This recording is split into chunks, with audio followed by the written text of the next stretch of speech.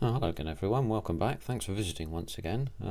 Just a next video in the series for the 132 scale Kotare Spitfire Mk1a. I've managed to deal with the spine panel, and as you can see I've put some Mr. Surfacer on this which I'm allowing to cure, which I shall rub off with Mr. Colour Levelling Thinner, and then hopefully none of that will show. So that's just some seam line elimination there, and we'll be able to drop them onto the wings in a short while, or drop that onto the wings in a short while. But I wanted to take you through a little bit of extra today, because I've discovered what I think might be a potential problem for some people in the fitting of the oleo legs. So they're quite detailed, and they fit in into, as you will know, into the wheel wells here, and the build profile and the build schedule says the main plane interior you do all of this, and then after that you then put the wing tops on and the fillets in. So all of this is going to be closed up when we come to put the oleo legs on. And also we've got section 10, which is radiator and oil cooler, so these two things here, before we put the fuselage onto the wings themselves. And then only in section 12 do we start to think about the undercarriage. Now that sounds like a good policy, I would say, on the surface of it. Seems like the right way to go. But I had a little look at this looking forwards before I've opened up the or closed up the wing sections here. So I've put the spar on, that's all bonded in, and the undercarriage wells are one of these things that does require some fitting, so it's worthwhile taking a look at these sections here. So let's get me poker again. These sections here and here locate into the main spar at those 2 points there, and they click into place. And there's also a locating tongue groove in this section here, but you do need to fit these two sections here. So let's take that out. As you can see, once you've got them fitted, it's quite a good fit. These will need to be opened out a little bit and then just smoothed off. I've used extra thin quick drying to do that, but as you can see in here, when I do put this in, it clicks in with quite a positive little sound. And consequently under here the gap is not very large, and you'll be able to bond, and I expect to be able to bond this in from inside here without really too much trouble. So what you would do in this case is bond that in and then follow it with the hand cranking undercarriage jack section here, which sits into that little slot there. Again, you have to drill and open out that hole to make a slot here, and you can see that there, and it sits slightly down here. So we would do that. We would then place the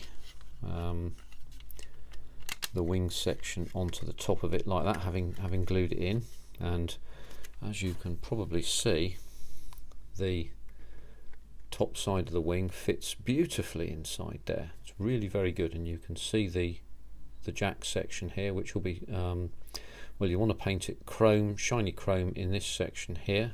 You might just about see that. I'll show you an open one in a minute.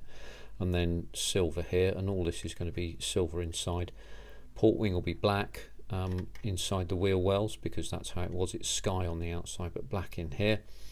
Starboard wing will be white. I think that's the right way round. Correct me if I'm wrong, obviously, quite clearly.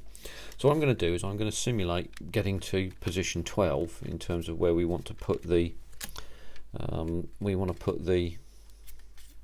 undercarriage oleo on. So zero out again.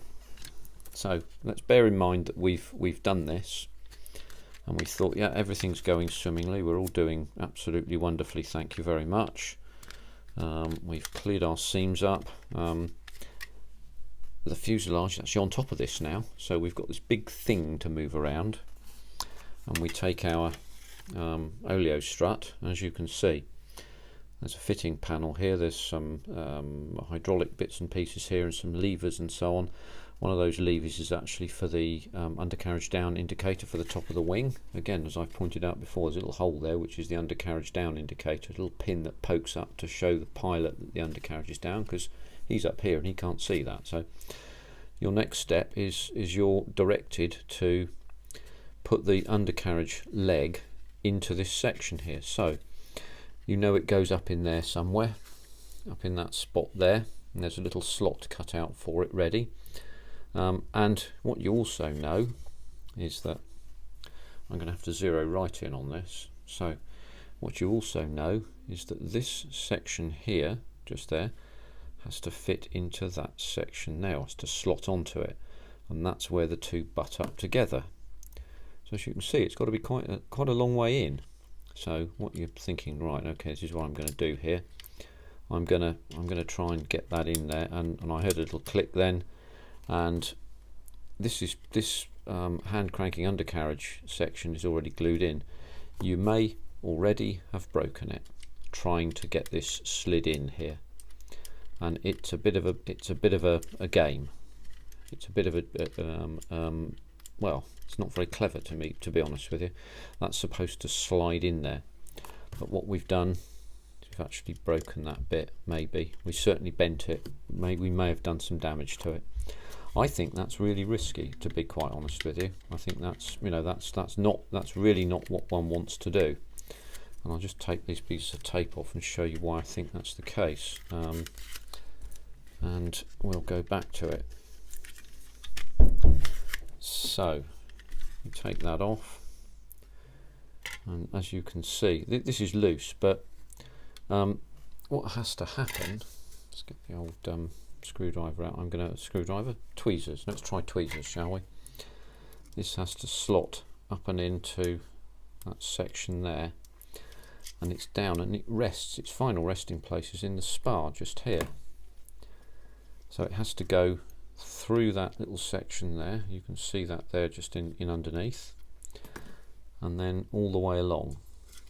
So this is what we have to do, and remember, we can see this now, so it's all good, and we're not really having a lot of success with this. That's now gone in, but remember, we can see this in this way. So I don't think this is a very clever way of doing this, to be perfectly honest with you. You're opening yourself up to some difficulties here. It's very solid when it's in, I will grant you, but I think there is an alternative. There's an alternative stratagem that one can choose. Right, I just want to make sure I keep all the bits and pieces together. So my alternative stratagem, to zero out because I don't need to be zeroed quite so far in, is we take the undercarriage leg and we place it into position here. We then take the wheel well and we place it into position there. And now we know that that ball joint there is actually, I think it's a ball joint, it might not be, it might just be a standard joint. That joint is now located properly. The undercarriage, shall we say, kingpin swinging arm is in place there. This locating slot and pin is in here. We know all of this now. We don't have to worry about anything else because we know that that's been done.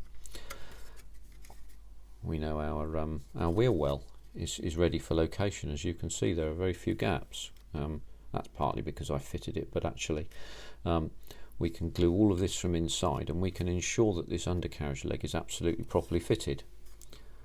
We can then take our hand cranking undercarriage arm and we can put it exactly into position very easily there, like that. You can see that going down there like that. Is that the right one? No, this is the right one. That's it there.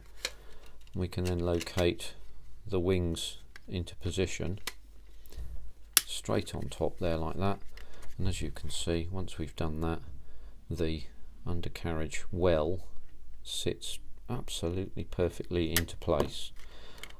I think myself this is a better way of doing this, and when that's glued in, it doesn't fall out, of course. But I think that's a better way of going down the road of actually dealing with these rather delicate sections, and then this can be painted as and when you want to.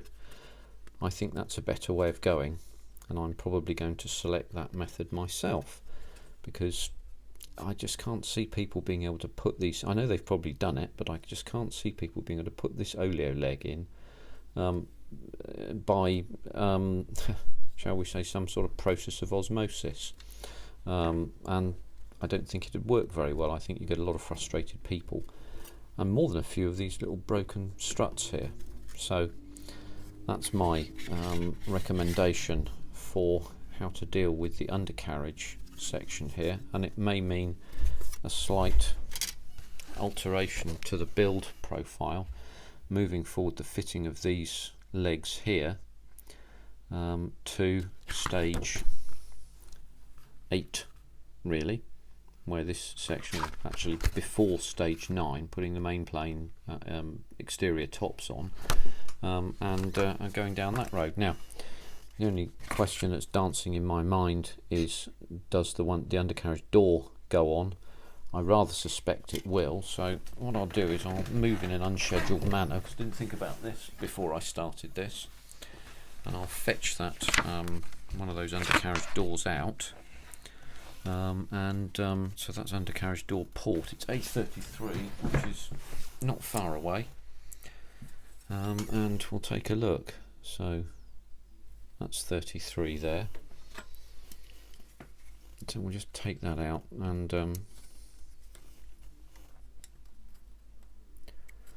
I'll do clean up later, and then we can,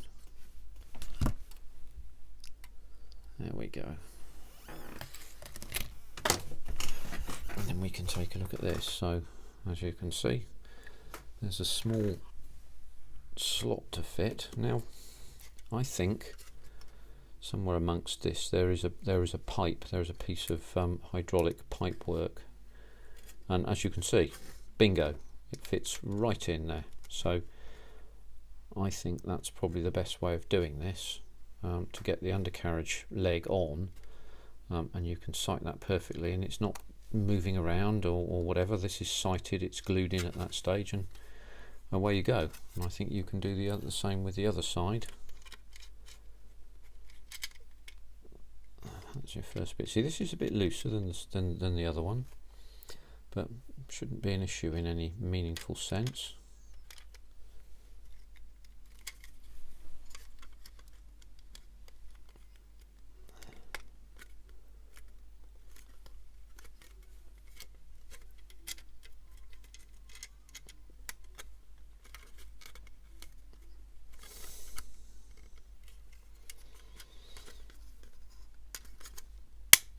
There we go. Nice crisp clicks there. Again, as you can see, there's a slight gap there, but actually because we're gluing from the inside up and in there, we can do that very easily. That's not a problem. So now we can put this little section in, the hand cranking undercarriage pipe, and